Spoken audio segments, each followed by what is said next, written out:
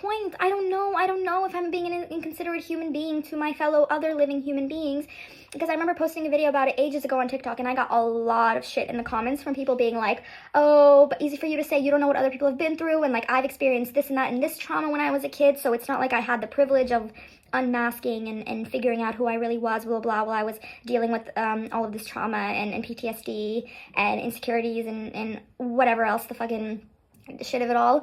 And it made me feel a little bit like, take a step back and question myself, like, am I being hard on other people, coming from my privilege standpoint, which nonetheless, I went through trauma. I know I look like a very privileged white woman with an American accent that's just like out here recording herself on her phone, talking some shit, doesn't have any empathy and consideration for other people's realities and existences, but I am aware of the fact that people go through much, much worse circumstances in their childhood and teenage years and adulthood, and like, I'm not unaware of that reality. I'm not, trust me.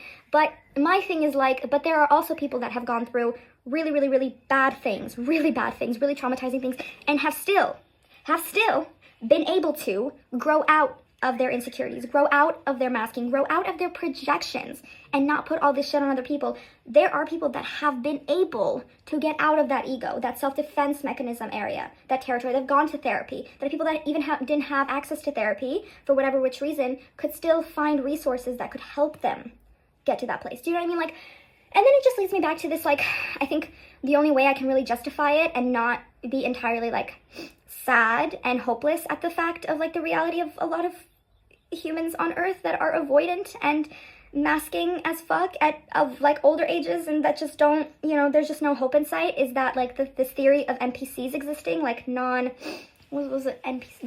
characters, which I don't know much about. Like, I'd heard about it a couple times, but like, I never really invested enough interest to do research. But it is sort of leads me to, like, that can be the only justifiable example, is that those people are not here to actually grow and evolve into their authentic, true selves, the way, in my case, I am, and like a lot of other people that I've met are. And they're just here to be like mirrors for other people, and they are separate from, like, the people that are actually willing to grow and evolve and, like, help the world prosper and become better and happier and, like, healthier and, all that stuff. And again, that's me putting myself in a box of humans that are technically quote unquote better, right? Because, like, I'm trying to help the world. I'm trying to help humanity. Obviously, I'm one woman out of 8 billion. Like, I can't help the whole world. But if there's enough people like me in that sense that are unpeeling those layers, that are dealing with their traumas, that are dealing with their insecurities and their low self-esteem and self-worth and self-respect, and actually doing something about it and asking themselves questions and thinking, utilizing the brain for the process of thought. I don't know where I was even going with that.